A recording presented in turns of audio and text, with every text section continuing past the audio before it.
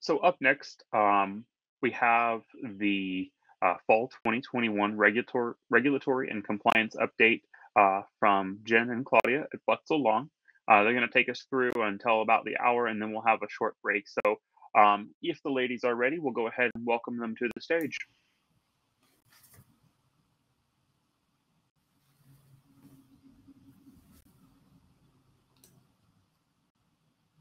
All right, there's half of us.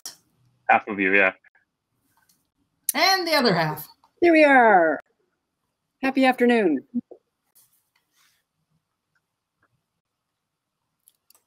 Okay, you're good with All right, here we are. Now we're in business, cooking with oil. Claudia, if you want to start out introductions just to give a little perspective. Introductions, yes. Well, we are both from Butzel Long, a law firm based in Detroit. We are in the Ann Arbor office, which we proudly call the Geek Resident Office. I head up the Intellectual Property, Cybersecurity, and Emerging Technology group, of which Jen is a member. As a recovering engineer, 15 years in the automotive engineering business, and doing all things mobile, autonomous, and geeky. Jen. Yeah, nothing more fun than kind of getting into the weeds with technology. As Claudia mentioned, I did spend 15 years in the industry, and really that gives us an excellent opportunity to both handle the technical aspects and to really understand how the law plays into the business of our industry. And to start that off, we want to begin with kind of a cybersecurity update. And really, we want to talk about critical infrastructure. Now, Claudia, there's been a lot going on, and the word critical infrastructure gets thrown around regularly. What on earth does it mean? Yeah, well, this is the Department of Homeland Security created these entities. They pulled out basically saying that there are sectors in the U.S. whose assets, systems, and networks, whether physical or virtual, are considered so vital to the U.S. that their incapacitation or destruction would have a debilitating effect on security. That's a mouthful, but among those critical infrastructures, and again, there are 16 of them, would be transportation and manufacturing, which hits our folks today, I suspect. Jen? I think that is dead nuts to right. I mean, it's pretty clear that if you're in a fleet capacity, transportation directly impacts on you, and automotive manufacturing as a general proposition is one of the areas defined under manufacturing as a critical sector. So, you know, now that we have these kind of critical infrastructures and we know that automotive and really transportation is critical, I mean, I know that this Joe Biden guy said something about it recently, didn't he? Yeah, so, and it's interesting because Congress has not been able to get it together to really unify in addressing some of these cybersecurity threats. Joe Biden issued an executive order, and now his reach as president in terms of executive orders will reach government agencies. But the interesting thing there is that it involves government contractors and those who supply government contractors. And so there were some interesting ramifications, including among them the supply chain and what the impact of that has been with regard to NIST. And folks are going to know what NIST is, the National Institute of Standards and Technology. And they had a public workshop just a month ago to obtain feedback from government agencies on just what those kinds of threats to the supply chain are. And so the deadlines so far from that executive order have been playing out. The government agencies have been responding in a timely fashion. And among the supply chain issues, and this is the important one for those in the software business, not just government contractors. And there are many automotive, both OEs and suppliers who have government contracts. But those software manufacturers and developers that are providing software to the government or government agencies or contractors, they're going to be held to a certain cybersecurity standard. And the interesting way this will roll out is what they call the effect of this standard is that you're going to have a manufacturer that produces a software package of some kind that has met the government standards for cybersecurity, and you're not going to have some lesser standard for the public or private industry. So the hope here is that the effect will bring along software, increase the cybersecurity robust nature of that software, and that's one of the hopes for this EO. So when you look at it, I mean, from that perspective, we're used to seeing things and come out of the Department of Transportation. As Urban just mentioned, there really isn't a lot on paper there, but we're used to seeing things kind of, I guess, if you look at it in terms of the chain, that's almost bottom up from a standpoint of the government. We're used to seeing NHTSA or the Carrier Administration create usually guidance, since the rulemaking process is so onerous. But here we're really seeing a top-down push. And as the slide shows, one of the big bullets you mentioned is improving kind of the software supply chain and creating these stronger cybersecurity standards within the government. So looking at that, that seems a little bit unique, Claudia, that people are getting kind of a top-down approach. Right, and that's again kind of where our congressional leaders have been unable to really put together any kind of cybersecurity legislation. They have been trying since 2012, 2013, when cybersecurity started to be really, the impacts really began to be felt, and they just couldn't do it. And so you have had the framework, cybersecurity framework, which was rolled out to government agencies in 2013, and now 2.0 after that. But again, that's a voluntary standard among non-government entities. So this top-down approach is interesting, but here's one that's kind of in your sweet spot, Jen, and that's this Cybersecurity Safety Review Board, which sounds kind of like a NHTSA. You know, it does. And I'll say from the NHTSA perspective, they've been involved to a degree, and they've created guidance. I mean, NHTSA's original guidance on cybersecurity dates back to 2016, which, I mean, depending on how you look at it, cybersecurity really wasn't nascent at that point in time, but this truly was kind of a revolutionary document in its age, but there were all recommendations. There was no substantive anything. Now in 2020, they updated that. But knowing, again, they're not rules, they're not regulations, they're just really kind of guidance and based off of things. So putting a review board in place really makes it interesting, because as an industry, we're so accustomed to the notion of self-certification and not having any forward or upward review. But having a review board that takes a look at cyber issues, just like the NTSB looks at accidents, just like NHTSA would look at kind of historical recall-related events, I think it's a dramatic change from the past, but not necessarily a bad one. If we look at kind of the overall input that the NTSB or even the Office of Defects over with NHTSA, ODI, you know, the impact they've had on vehicle safety has really been a good one. And I mean, I know, Claudia, that they're really kind of looking, and correct me if I'm wrong, they're looking to kind of NIST and for others for more things to come. Right, and there was a deadline, September 23rd, which we expected by maybe 5 o'clock, so we could submit our slide deck with that information, and it occurred before midnight.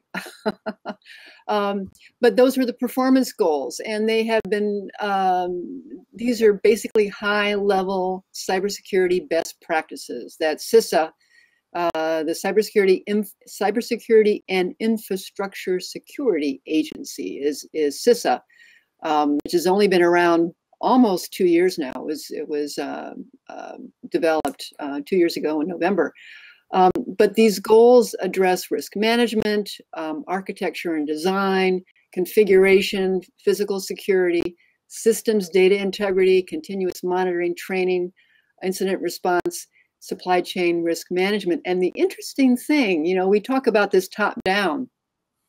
and Congress not really reacting very proactively with regard to cybersecurity. But then we had the Colonial Pipeline incident, and all of a sudden, all the way up to Washington, D.C., there were gas shortages. And amazingly, there's bipartisan reaction to that.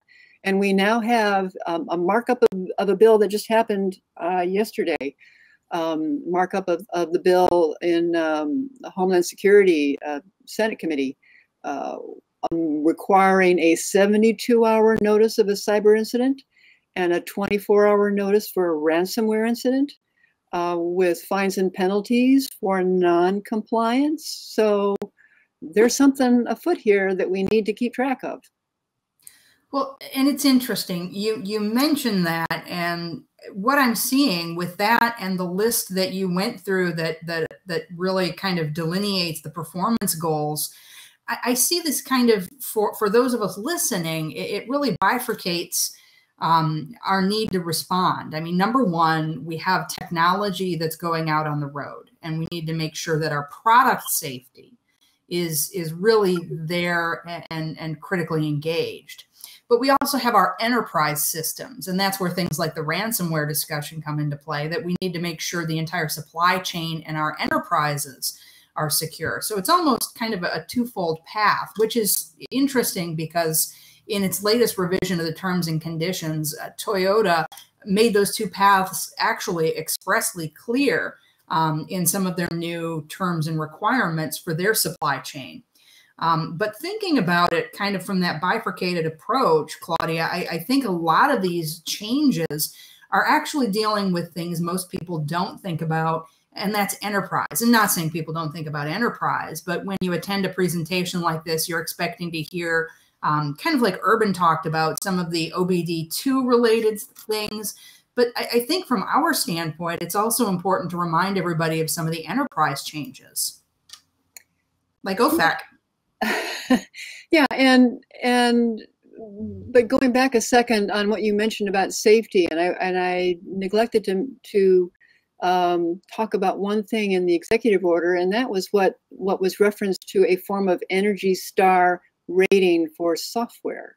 And when you talk about enterprise-wide, when you have something that you can rely on that has a certain ranking, that's pushing, again, top down, but pushing those software developers and in the firmware, not the hardware, but the firmware, in getting a ranking and a certification that will really give one a sense of safety and security for the enterprise when you're deploying that within your network. And I think from a product standpoint, Claudia, you really hit on a major area, because all of these bills and even kind of the infrastructure bill going through now have call outs requiring an update of kind of the automotive typical equivalent of that, and that's the NCAP. And today, anybody who deals with Euro NCAP knows that the US NCAP is nowhere near harmonized and that we're very far behind. But even Euro NCAP isn't quite to that level. So I think I look forward to anything that they do come up with. And I really think that would be welcomed by the industry. Well, perhaps you can illustrate that a bit in terms of those differences, Jen, and how that benefit would roll out in the US. Yeah, absolutely. I think a lot of groups and organizations are really crying for more harmonization.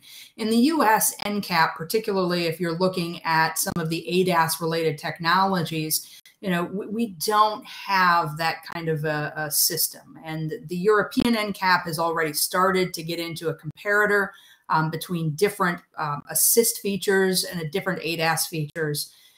So with the bill that's pending right now, that, we'll wait and see what happens in Congress with those two competing bills that either have to be paired together or not paired together, or gosh only knows what's going to happen depending on what Kyrsten Sinema and Joe Manchin think. But both of those, the original bill and his draft bill, Manchin's bill, both require some updating to that NCAP. And that really would bring on board kind of a harmonization where we understand what technologies are there, how things are applicable, and how these things would be rated and evaluated and assessed. And that's why I think if we get to a point where we have an equivalent rating system for firmware, where you can talk about the safety implications of your vehicle system, that really is going to drive consumers to a point where they can trust vehicles and they're really not expecting to tune in and see a real life equivalent of the movie Fate of the Furious, where you have all of these zombie cars flying off of a parking deck.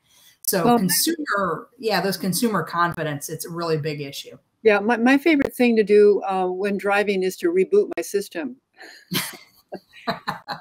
Find an exit, turn everything off, wait 20 seconds, and restart.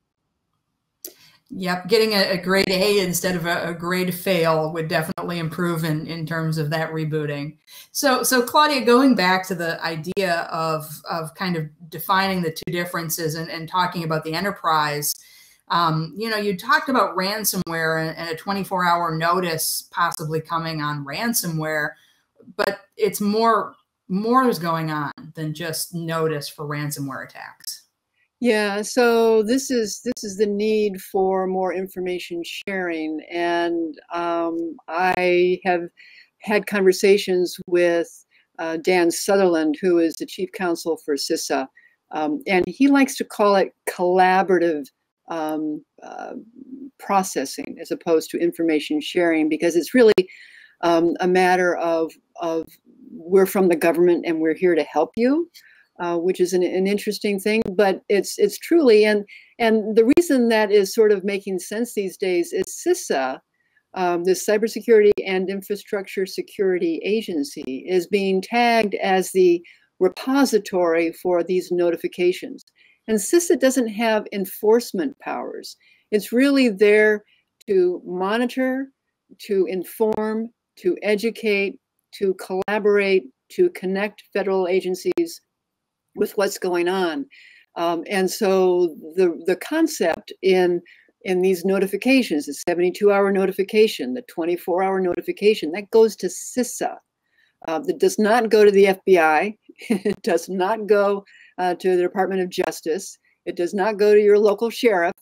So the idea is so something can be done more proactively and in a way that will help. And I would point out in the Colonial Pipeline, and you recall this too, Jen, that the FBI was involved early on in that, and they were able to track the threat actors back through the blockchain to their cryptocurrency wallet and extract almost all of the Bitcoin out. Now, the interesting thing between the point of Colonial Pipeline having paid the Bitcoin and the extraction, the Bitcoin value had dropped. So what was extracted was about half in the value of the total paid. But still, it was quite a coup for the folks on the FBI's cyber team in pulling that out. So ransomware, and we'll talk a little bit about that in a minute with the OFAC, the slide that you have up, which was basically the first thing that we got on notice of that was in October of last year. And this was just updated, 2 weeks ago, September 21st, yeah. Mm-hmm. And it supersedes last October. And the interesting thing is it still says you cannot pay to these folks who are on the designated individuals, basically the bad guy list. And not only there are certain individuals, but also certain countries, such as Cuba, the Crimea area of Ukraine, Iran, North Korea, Syria. You cannot pay ransom to those folks. And if you do, Department of Treasury will come after you. And conversations with the FBI, they say, yeah, you don't want Treasury to come after you. That's not a good thing. But the interesting thing in this particular update, the September 21st OFAC guidance, is that they listed some kinds of mitigation, that if you maintain offline backups of your data, that would be good because you don't have to pay ransom necessarily. That if you have an incident response plan, that will be seen as mitigating the enforcement action. Also contacting the FBI, doing that IC3 reporting. And Jen, you've done this before, right? You've gone online and find the IC3 form. Very easy. Yeah, it's extremely easy and it's incredibly useful. And the FBI, and the point they try to make, and we've had these conversations with them, they really want to help. They come in and provide information. They're not out, although you have to be careful with what information you give them and how much information you give them. But the other kind of thing too in these bills is immunity protection. And the ability to retain the confidentiality of the information that you provide. All of that kind of rolls up into this new OFAC guidance that provides some mitigation. But again, there's strict liability for the violation. Yeah, so you really have to be cautious when you do that on an enterprise level and pay for that type of thing. And that's why you really want to make sure you have the right team in place if you do get hit. Make sure you have somebody on speed dial, because you don't want your first call to be to somebody with a Bitcoin wallet to send tons of money to Crimea. You'll run into far more problems that way than had you made a different call for your first phone call. So kind of bouncing back, Claudia, I'm going to take the control here for a quick minute. I did talk about the NHTSA cybersecurity updates. So to give you perspective, earlier this year, so things really have been moving pretty fast in recent months. I think Colonial Pipeline and several other major attacks have led to this kind of quick moving target. So back in March, comments closed on the cybersecurity best practices. This is the update from the 2016 version that I mentioned. 66 different comments were submitted. I won't go through kind of an analysis of those comments, but they are pretty broad and pretty decent in the grand high scheme of things. Much better than for those of you who were paying attention to the DSRC. Some of those comments were not very useful. But what really this guidance is for, it's to try to harmonize, as Joby had mentioned earlier with WP29, trying to get closer to the UN regs on cybersecurity and software that were issued in June 2020. So really the target, as you see, are these kind of 4 bullets. It's managing the risks to the components. It's securing the vehicle design and the supply chain. That's kind of the enterprise discussion we had. The ability to detect and respond, and the ability to truly provide safe over-the-air updates. And what I found interesting is they finally are linking this document back to the standards. They pulled out 43 best practices and 14 callouts to 21434.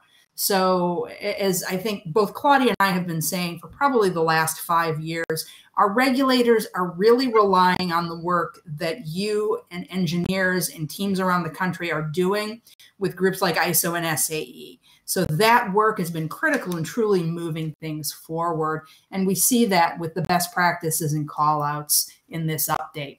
Right. Now, And just to go back and highlight some of what you do too, because when you do root cause analysis, how would 21434 help you?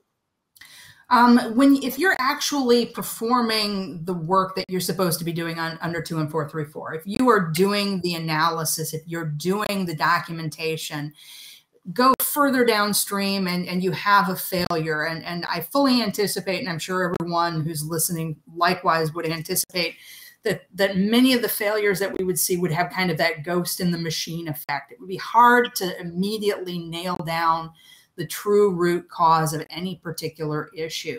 So what that does is compliance with those standards will really help you isolate and show that if nothing else, you're doing things. If you're a supplier, you're following the standards, you're doing what you need to do to mitigate some of the potential risks.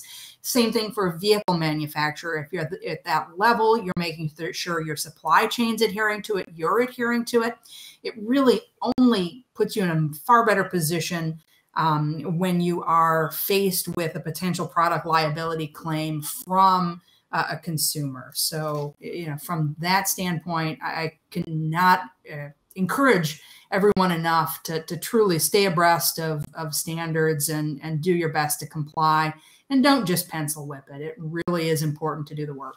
Yeah, because what is the consequence if there is not a lot of documentation there, right? If you're missing that documentation, I will be honest with you, it is a plaintiff attorney's dream.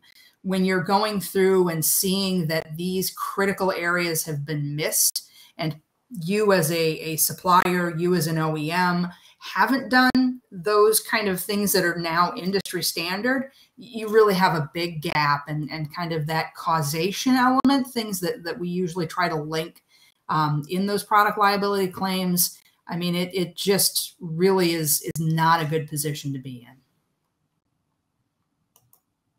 So the US is not the only place working on things. We really do have some global movement.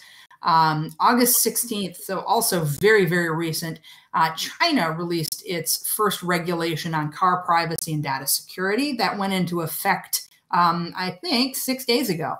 Looking at the calendar, if it is still the 7th, it went into effect October 1, and it includes a broad scope of things. I mean, it goes everywhere from your Uber Lyfts to component parts. And really, if you are in the area and you understand kind of privacy as a general proposition, a lot of these regs are truly based on the FIPS, the Fair Information Practice Principles.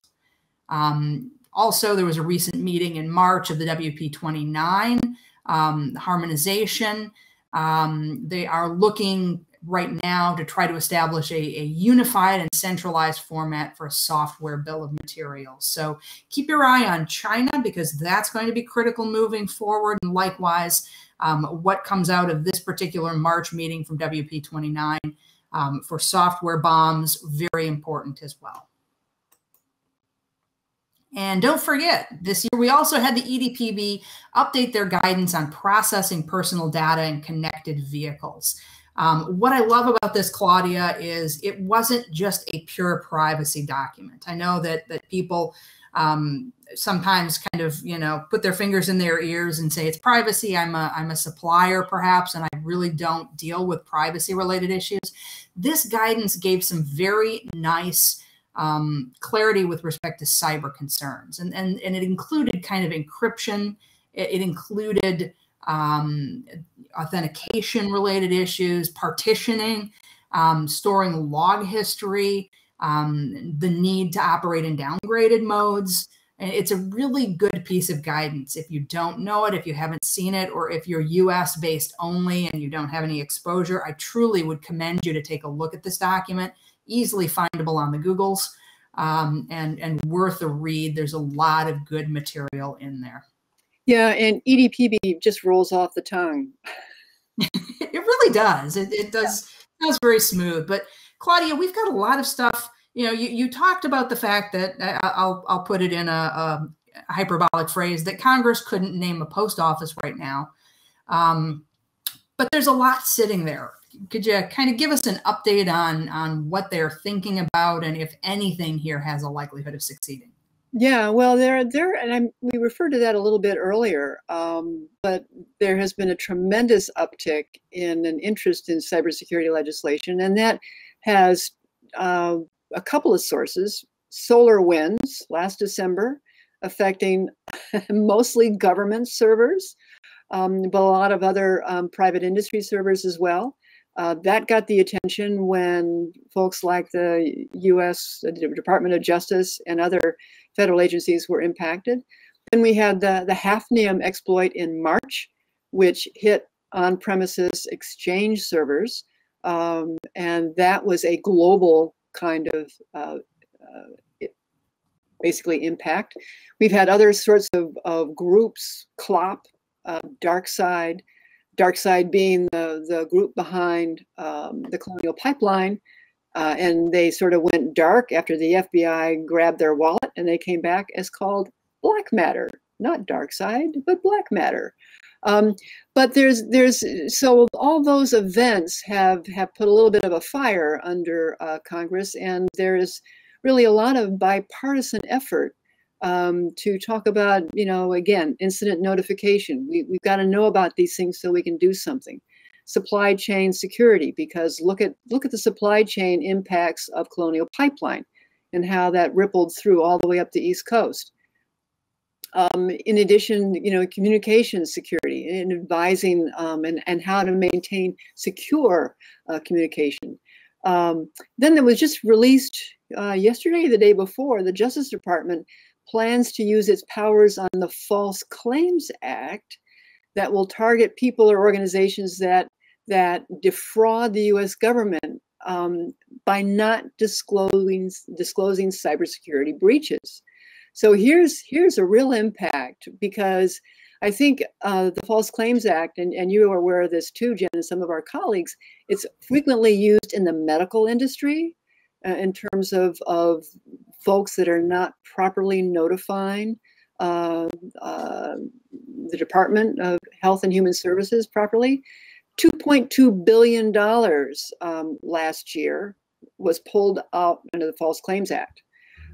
So by using this same act to look for those who could have and should have reported cybersecurity incidents but have not, this is a real effort now. This is not pending legislation. This is current Justice Department plans for failure to notify.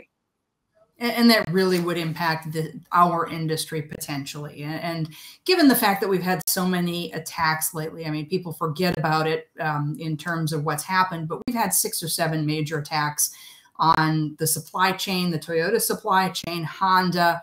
I mean, you name it, you can go through and take a look. There have been attacks and identification of potential threat vectors in EV charging stations, the home-based stations. I mean, it's really been a wild year, and that's actually, led to states, in the absence and vacuum of federal legislation, to pop up a bunch of different bills. So just for perspective, 45 states and our friends in Puerto Rico have looked at over 250 bills. Sure, some of them are very simple, saying, let's get a task force together.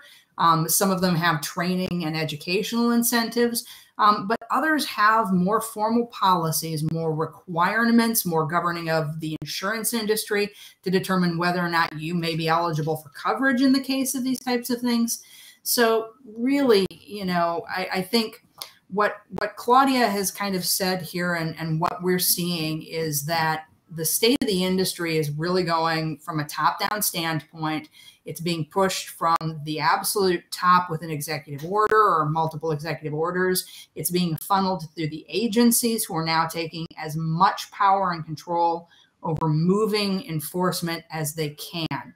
And the legislatures, whether it's state or federal, will catch up if they can. But if not, we really have an aggressive kind of move to try to tamp down on some of these just egregious attacks. Wouldn't you agree, Claudia? Oh yeah, and states are basically saying, and it's sort of go back to 2003, 2004 and the data breach, when California was the first state to have a data breach law, and then everybody else ultimately followed. It took, gosh, 16, 17 years for all the states. Ultimately, every state has a different data breach law, and the idea of having a different law with regard to consumer privacy and protection, and now ransomware. So some states saying, let's prohibit ransomware. Okay, good. You try to do that when your business is shut down and you have no other choice. Yeah, and that really kind of ties in with exactly what we're seeing in the data protection front. So I don't think it's any different there. So just to kind of carry over from a global scale, those guidances that are from the EDPB that most recently released tome is wonderful to look at from the standpoint of what requirements you have for data privacy. So for those who are in those entertainment or infotainment systems, for those who do collect that type of information, and obviously for our OE friends on the line here, these are kind of the key things that you need to be thinking about. And I'm sure this is nothing new to you, but the EDPB is continuing to push and refine some of those things that are really truly common under the GDPR. But we're starting to see more movement, Claudia, aren't we? Just like in the cyber realm, we're seeing that in privacy too. Oh yeah. Well, as I alluded, we now have states falling over themselves to try to deal with privacy, and started with California, and then Virginia, and then Colorado, Maine, Nevada. You've got those, and then other states with active bills and legislation. It changes about every month. Both Jen and I are members of the International Association of Privacy Professionals, and they come out every month with a new map, new states. I think you even Here's have the newest map. Yeah. And so the map that we have as a slide probably has some different states on it already, but and it has an impact because who drives these cars? Consumers. And what data is collected. And the other sort of interesting thing, Jen, and you've run across this too, are data aggregators. Oh, golly. Folks that have the aggregated data and want to sell it to anybody who's willing to buy. And some states, Vermont and California among them, require those data aggregators to register as data brokers. And that's a major change, because there are requirements. If you are selling to one of these brokers, those brokers have to take certain accountability for data, and they have to conform with certain laws, which again is going to make them a little less likely to want to pay you quite as much as you originally may have wanted from them. And of course, as Claudia knows, they just don't want the simple tire pressure sensor information. They want as much information that can help them truly understand consumer profiles as best as possible. And for anyone who has missed the Facebook kerfuffle in the last few days, which I think would probably be pretty hard to miss on a global scale, I can only see more and more pressure from the U.S. legislature to talk about data that contains personal information.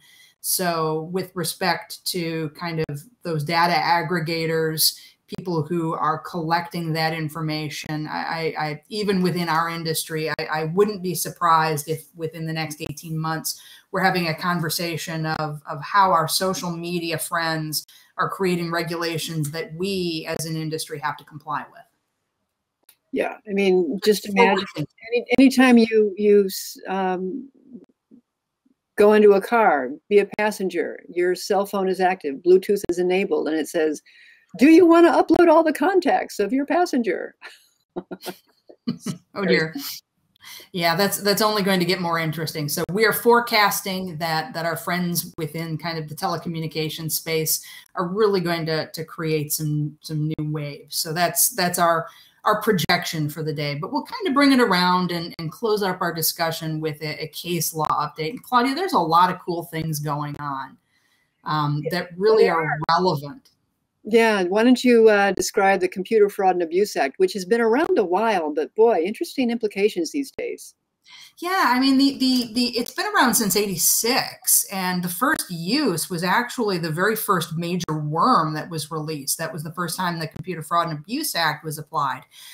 But there was a brand new opinion back in June. There's always been a question of what does it mean to exceed authorized access, and what the Supreme Court really said. So for people who are dealing with systems, exceeding your access is literally exceeding whatever physical access you're given. They gave two examples in the case. There's an employee who has access to the HR database. They go plummeting through there, finding out information they should not have about their coworkers' salaries so they could negotiate a raise. Believe it or not, that's okay behavior. May not be for the employer, but that's okay behavior under the Computer Fraud and Abuse Act. If there's an employee who does not have access to that particular database but hacks into it, that's a violation of the Computer Fraud and Abuse Act. So what does this mean for us? It just means from a perspective, Urban had mentioned the Cybertruck challenge, and actually I presented to the Cybertruck folks this particular case, and we talked about it in detail. But it really is important anytime you're bringing in any teams trying to figure out what access they have And if they cross the line and go into a system that you never gave them access to, if they're doing that type of, activity, then there may be some issues. But otherwise, if you give them access to systems, they haven't necessarily exceeded their authorized access. So really kind of interesting from a white hat standpoint, not only the bad guys. Right, but this also goes to really important best practices for cybersecurity, and that is restrict access based on what an individual needs to know, needs to do. And if they change jobs, and this is common, if they move in jobs and within an industry, sometimes their access level follows them. It is not pulled away, and that has obvious problems for employers in dealing with these very curious employees. And we have about 5 minutes, Jen, before we take our break. So yeah, what else is going on? Let's just quickly get through a couple of these, because actually we've got 2 more slides before we hit our wrap-up slide, Claudia. So perfect timing. I think maybe you want to cover this. What happened to our friends at Clark Hill? Yeah, this is an interesting situation where you have forensic folks that are assisting with maybe the typical kind of operations and help forensically, cybersecurity training, vulnerability testing, that kind of thing. And then all of a sudden an incident happens. And when that incident happens, this is the team that's there. They're experts, they're forensics. They move into the next phase and start doing the forensic isolation of what happened, doing the root cause, preserving evidence, preserving files, looking at log files, all that kind of thing. And the other side in a potential litigation wanted access to that forensic report, and they said no, that's privileged and confidential. And the court said, sorry, you just sort of moved right along in your basic business operations and never anticipated litigation. So this was not privileged and confidential in anticipation of litigation. And there have been 2 cases since this following that same logic. And the important thing to do here in this instance is, if you have forensic folks helping you out, which is great, and there's a cyber incident which happens, renegotiate a new statement of work and indicate in that statement of work that the scope is addressing a potential litigation and protecting this information with the possibility of litigation. That's really important. Judges want to know that folks have been retained because of the concern about litigation. And make sure you have counsel involved in that. That's absolutely, yes. Because if you don't have lawyers, it's really hard to suggest that you're dealing with legal ramifications. And finally, just kind of to fly through, many of you have probably been paying attention to that case, Flynn versus FCA.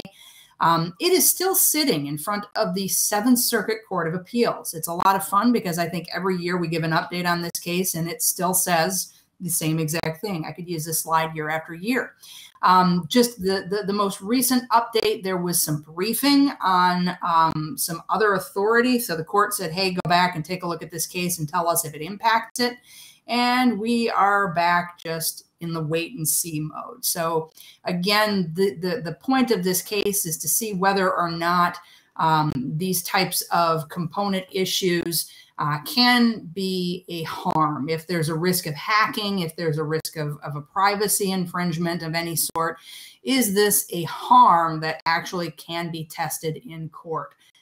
We had the Toyota versus Cahan case a few years back that said no. Initially, this court said no, but we're sitting in the 7th Circuit waiting to see how much the lawyers are going to get our hands on these cases, or if we'll be in a better position and the industry will be more protected. So that's the update on Flynn versus FCA. Claudia, any closing thoughts? Other than that, it's always a pleasure to be involved in these all member meetings and hear what's going on and the contributions that everybody is making to the dialogue. And also just to kick off this new COVISA. How about that, Jen? It is fantastic. We're very excited to be a part. Both Claudia and I sit on the security team. Again, just as Joby had mentioned earlier, it's an excellent opportunity to get involved in some super critical areas. So we can't, say nice enough things about our friends at Covisa. And let's bring Joby back and see if we have any questions. Joby, do you have any questions that anybody might have posted, or do you have any of your own?